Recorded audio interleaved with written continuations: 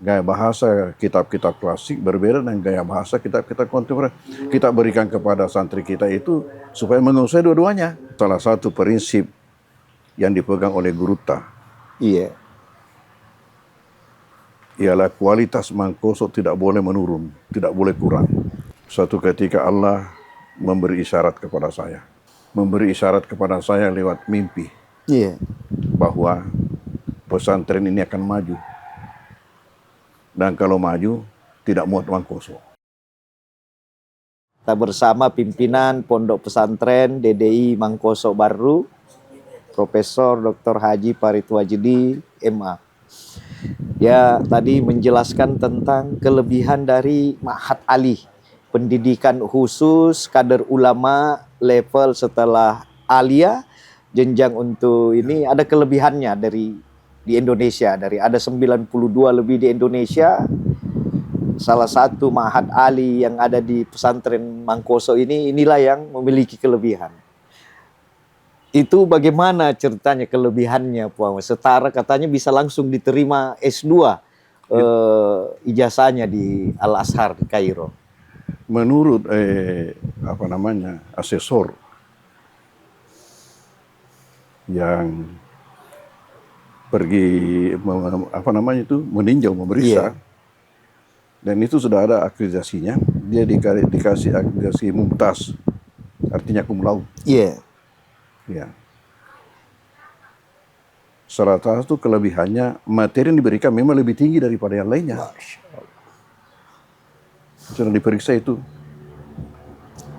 Mata-mata kuliah yang diberikan kepada santri kita ini, memang tidak ada yang seperti itu. Yang lebih tinggi. Rata-rata Ma'had Ali yang ada, itu semuanya menggunakan kitab-kitab klasik. Kitab kuning. Sementara di Mangkoso ini dipadukan antara kitab-kitab klasik dan kitab-kitab kontemporer. Kenapa? Karena itu gaya bahasa dua model ini beda. Gaya bahasa kitab-kitab klasik berbeda dengan gaya bahasa kitab-kitab kontemporer. Kita berikan kepada santri kita itu supaya menguasai dua-duanya. Itu satu kelebihan. Memang lebih di atas pengakuan mereka itu. Ini sejarahnya sudah berusia 20 tahun, Pon. Ma'had Ali ini. Ma'had Ali sebenarnya yang usianya itu nanti tahun 18 baru mulai dibesarkan.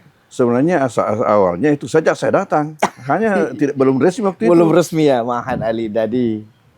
Sejak saya datang langsung pengajian yang di masjid yang saya hadapi memang hanya untuk tingkat mahasiswa. Jadi itu sebenarnya Ma'had Ali. Cikal bakalnya. Itu berarti 85 sudah mulai ada. Memang sudah ada.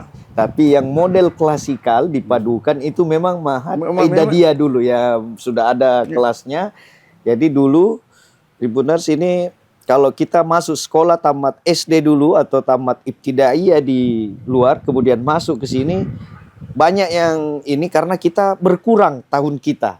Karena masuk Idadiyah 1 tahun, Pak. Itu ceritanya, sejarahnya mendirikan Idadiyah bagaimana itu, Pak? Ide awalnya itu. Hanya sampai 5 mata pelajaran saja selama 1 tahun. Itu awalnya karena salah satu prinsip yang dipegang oleh Guruta. Ialah kualitas mangkoso tidak boleh menurun, tidak boleh kurang. Sementara mata-mata pelajaran di Sanawiyah yang ini level SMP, Sanawiyah itu sudah membaca kitab kuning. Pertanyaan, mampukah kira-kira alumni SD langsung membaca kitab kuning? Pasti tidak bisa. Maka dulu itu sistem di sini sampai saya kembali dari Kairo, nanti setelah saya kembali baru dirubah. Santri itu mempunyai 2 kelas. Terpisah kelas agamanya dengan kelas umumnya. terpisah. Kenapa? Karena dari SD otomatis untuk kelas umumnya masuk SMP. Iya, Pak. Tetapi agamanya masih di ibtidaiyah. Masih tidak, iya. Karena tidak bisa masuk sanawiyah. Tidak. Jadi masuk di ibtidaiyah kelas 4, kelas 5, kelas 6. Jadi tamat SMP baru naik sanawiyah. Jadi pincang. Ya. Selesai SD dan sederajat sudah masuk menengah pelajaran umum, tapi Iya. agamanya masih tingkat Dasar. Tapi saya zaman saya Pak kan 86 itu mulai 85 mulai. Itu ijazah masih 2 Poang ya di sini. Antara ada ijazah dari sanawiyah dulu, ya. ada ijazah dari Kan masih ada kelas lama itu. Masih, iya. Masih ada kelas lama, kan ini gagasan baru. Iya. Nanti ada tahun 85. Iya. Itu saya pikirkan. Iya. Saya pikirkan bagaimana sehingga santri masuk di Mangkoso hanya satu kelas tapi dua-dua sederajat. Sederajat. Nah, itulah melahirkan konsep Idadiyah. Bagaimana yang semestinya 3 tahun belajar di ibtidaiyah baru masuk sanawiyah, bagaimana sehingga hanya 1 tahun. Iya. Saya ini jadi waktu itu kita bisa masuk MAPK karena ada ijazah sanawiyah. Ya. Andai kan ijazah Idadiyah, Pak, denalai. Mana salah. Tapi itu sudah dipikirkan sejak ada di Mesir, Iya. sebelum pulang itu. Sebelum pulang. Nanti Sudah. saya akan terapkan nanti kalau kembali nih. Jadi awalnya dulu itu alot juga itu diskusi dengan guru ta. Iya. Baru diterima. Karena itu ada pandang mengatakan dirugikan anak-anak 1 tahun. Iya. Oh, iya betul. Di mana teman-temannya sudah naik kelas 2 baru dia baru masuk kelas 1. 1 ya, betul. Tapi prinsip saya katakan pertama tidak rugi. Yang rugi itu kalau tidak belajar. Kalau orang belajar tidak rugi. Iya. Kemudian yang kedua, andai kata pun dikatakan rugi, tidak apa-apa rugi 1 tahun, tapi dia akan menang seumur hidup. Masya Allah. Itu prinsip. Nanti ini hasilnya nanti dia dilihat setelah selesai nanti. Jadi banyak itu waktu masih apa ini apa ini memokok. Tapi setelah nanti ke atas dia ada rupanya begini. Huwa humahum hiya humahunna. Alfiyah Pak. Iya. Itu banyak begini. Nah, pernah satu ketika terhenti itu. Iya. Terhenti. Tahu-tahu apa yang terjadi? Ini alumni sama-sama angkatan kamu itu. Iya. Memprotes. Tapau TV mengindah dia, Pang. Kita ini jadi manusia karena dia. Itu yang saya katakan, hasil itu katakan. Walau andai kata dikatakan rugi 1 tahun, tidak apa-apa. Tapi dia akan mengenang seumur hidup. Iya. Nanti dia lihat. Kalamunal lapsul mufidu kastaqim. Insyaallah. Iya betul, itulah. Ternyata menjadi inceran ini sekarang. Tapi itulah memang modernisasi awal Mangkoso ya, model memadukan model klasikal dan model dulu bersila di Masjid Poya 85 kita pulang dari Mesir itu angkatan pertama. Dan itu ada Syekh Basyuni saya ingat sampai sekarang itu masih berlanjut, Pak. Ini tadi di sini ada dari Palestina, Mesir, ini Ustaz Ibrahim. Itu apa namanya? Itu Profesor Azhar itu, tapi dia putar-putar. Oh. Ya asli orang tuanya dari Palestina, tapi orang tuanya juga artinya banyak keturunannya. Ya, kalau pengalaman dia itu pertama dari Azhar itu di Saudi Arabia itu ada 10 tahun kalau tidak salah di situ. Baru ke Malaysia. Di Malaysia 25 tahun. Masya Allah. Oh berarti semua Melayu, Pong? Dia katanya, saya ini selalu bergaul dengan bahasa Arab saja di sana di Malaysia. Karena hanya di tingkat perguruan tinggi dan yang dihadapi itu memang hanya berbahasa Arab. Jadi ada paham sedikit-sedikit. Ibrahim Saki As-Sami. Ya, Salah Ibrahim. Salah Zaki Ibrahim. Zaki Ibrahim. Profesor Qiraah Sab'ah. Ya. Masya Allah. Dan ini setiap saat di DDI Mangkoso ini masih ada syekh-syekh begitu yang datang. Rutin. Kira-kira. Nah, terus untuk tanah wakaf, bagaimana anunya itu untuk pengembangan pesantren yang menjadi terbesar di Indonesia Timur nanti? Kita terima Nah, ceritanya waktu saya datang, Iya. kan waktu itu hanya di sini, sekitar ini, Iya. sekitar ini. Jadi santri-santri laki-laki ada pondok-pondok di belakang. Selain daripada itu juga di rumah-rumah masyarakat, di kolom-kolomnya itu dibuat jadi asrama mereka. Saya datang, suatu ketika Allah memberi isyarat kepada saya. Memberi isyarat kepada saya lewat mimpi Iya. bahwa pesantren ini akan maju. Dan kalau maju, tidak muat Mangkoso. Sehingga ketika itu apa yang saya lakukan? Saya pergi menghadap bupati, menyampaikan hal itu. Andi Sultan waktu itu, Pak. Ya, Iya. Mansur Sultan. Mansur Sultan. Apa jawaban beliau? Kalau begitu, carilah lokasi di sekitar Mangkoso. Kalau masih dapat tanah pemerintah, insya Allah kita bantu. Tapi kalau tanah masyarakat, tentunya pesantren berhubungan dengan yang bersangkutan. Iya. Oke. Pulang, tanya-tanya masyarakat, Iya. masih adakah di sini tanah pemerintah dekat? Masyarakat menunjuk Tondronge dengan Bulu Lampang. Iya. Dengan ucapan mereka, itu Tondronge dengan Bulu Lampang masih tanah hehe. Tanah hehe agak rupa. Ternyata hehe itu di dalam buku rinci. Kan Iya. petanya itu tanah, Iya. buku rinci yang dibuat Belanda dulu. Iya. Tanah pemerintah ditulis di situ GG, GG. kodenya GG. Iya. Tapi orang Belanda menyebut G itu dengan he. Oh. Jadi orang Belanda mengatakan tanah hehe. Masyarakat kita ikut tanah hehe. Karena gaya Belanda, bahasa Belanda itu H itu G itu. Iya. Seperti tehel. Tehel. Tulisannya tegel. Tegel. Iya. Iya. Maka datangnya G tehel. Tehel. Oh, itu sejarahnya. Dan Iya. mimpi itu apa, Puang, anunya kalau bisa? Adalah Ada. yang itu tarik maknanya. Lalu saya buatkan permohonan. Iya. Yang sekarang namanya apa itu? Proposal. Iya. Kalau itu pasti Proposal. masuk ke permohonan. Minta itu 1, kemudian 2, kemudian 3 sambungannya Tondronge ke atas. Paceke. Oh iya. Jadi bersambungan. Ya itu yang sekarang kelot yang dipakai. Jadi benar-benar kita garap 2.1. Iya. Datanglah beliau itu meletakkan batu pertama. Pak Mansur Suka Sultan. masuk. Datanglah meletakkan batu pertama bersama-sama dengan pejabat-pejabat baru.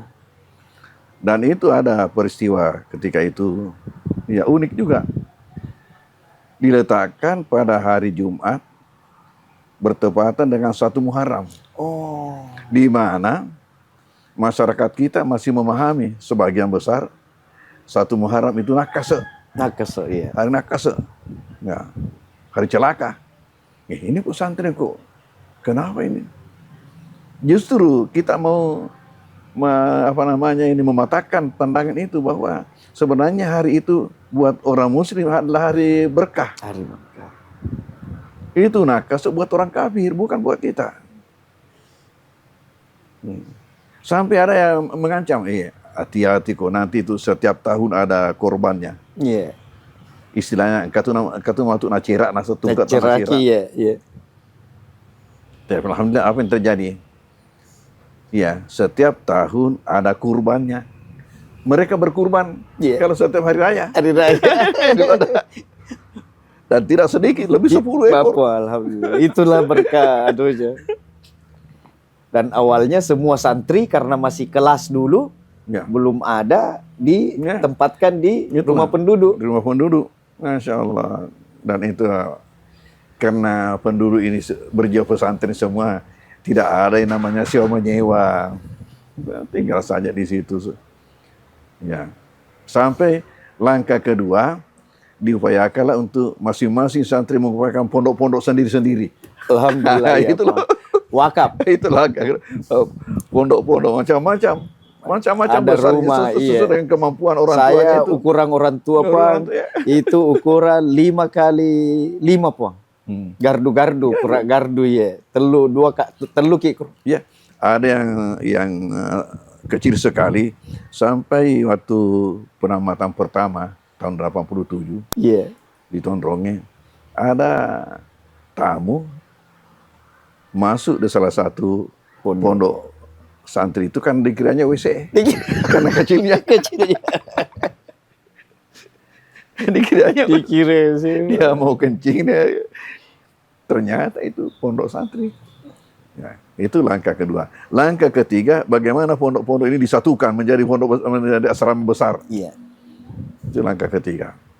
Nah, langkah keempat sudah membuat sendirian Asrama. ya. Kemudian sesudah itu prosesnya membangun dengan bangunan permanen. Jadi sekarang setiap membangun sudah berapa tahun ini selalu permanen. Jadi kita saksikan nanti itu di sana. Masya Allah. Alhamdulillah. Ya, baik di sini maupun yang di kampus Putri. Jumlah total santri sekarang di pondok kita dari Idadiyah, Ibtidaiyah, Ali dan lebih 4.000. 4.000, Masya Allah. Lebih 4.000. Dan masih dari seluruh Indonesia, Pong, Kalimantan. Macam-macam ya. Iya. Macam-macam. Tadi kita ada cerita, Pong, bahwa kenapa mudah membangun lapangan kereta api di jalan rel kereta api di Barru. Tadi kita cerita tentang bahwa ada kelebihan karena Guru Tak diminta oleh Bupati dulu, kalau saya tidak salah Andi Rum itu, Bau Rum itu meminta untuk meyakinkan masyarakat mempermudah pembangunannya. Bagaimana itu dengan apa namanya? Dengan pertama tadi itu bahwa mereka ini dimotivasi dengan makna daripada nama baru sendiri. Iya. Dari situ bertolak dimotivasi. Nama itu tidak ada di surah apa itu disebutkan? Innamal barru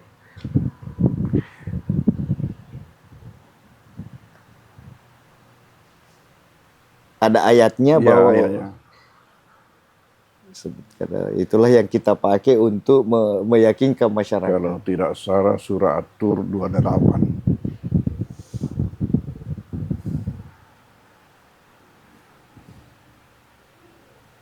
Innahu huwal baru. Sebenarnya itu sifat Tuhan. Bahwasanya dia itu, innahu, hu itu huwa. Al-Baru Ar-Rahim. Maha suka melakukan kebaikan, lagi maha penyayang. Kebetulan nama kabupaten ini baru. Iya. Nah, dengan itulah kita motivasi rakyat. Ada 560 kabupaten di Indonesia. Tidak ada yang punya nama dalam Al-Quran. Dalam Al-Quran. Kecuali baru. Itulah. Nah, kebetulan namanya bagus, artinya bagus. Nah, dengan itulah dijadikan kesempatan untuk memotivasi masyarakat. Alhamdulillah jalan rel lebih cepat. Ya itu dimulainya dulu pelebaran jalan. Dimulai di situ dulu. Waktu pelebaran jalan. Iya, gara-gara pelebaran jalan itu, coba bayangkan.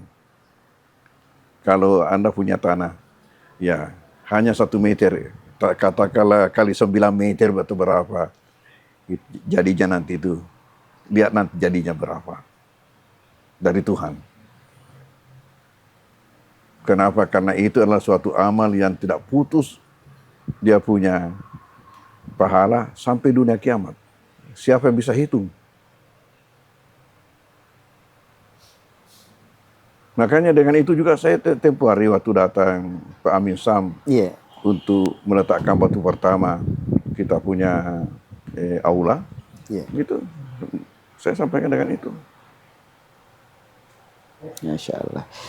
Terus itu. Nah, akhirnya jadilah jalanan di Baru ini paling cepat selesai pelebarannya. Iya.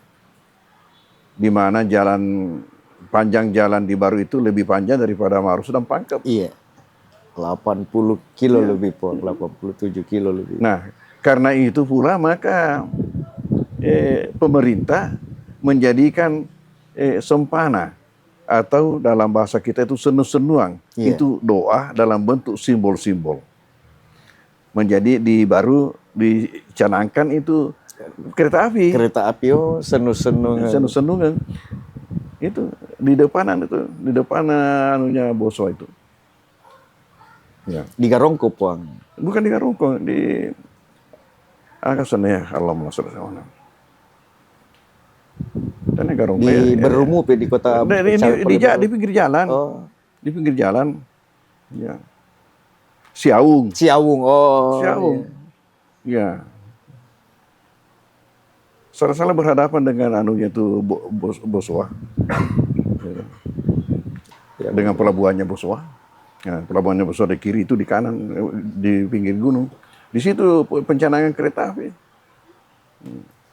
Kita lagi berada di kediaman pimpinan pondok Guru Ta'wajudi yang tadi sudah melakukan wawancara sedikit tentang sejarah Aidadi dan Ma'had Ali.